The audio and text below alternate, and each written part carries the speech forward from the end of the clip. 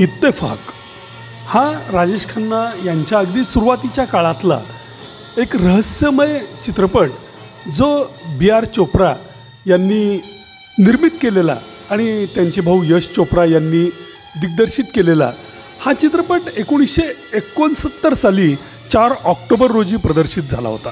म्हणजे यंदा त्याला 55 वर्ष पूर्ण होतात.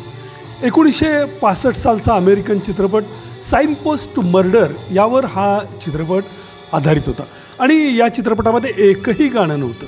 राजेश खन्ना यांचा हा सुरुवातीचा टप्पा मात्र तरीही राजेश खन्ना यांनी यामध्ये आपल्या अभिनयाची एक छान अशी छाप सोडलेली आहे. खुनाचा खोटा आरोप आलेला तरुण त्यांनी यामध्ये साकारलेला आहे.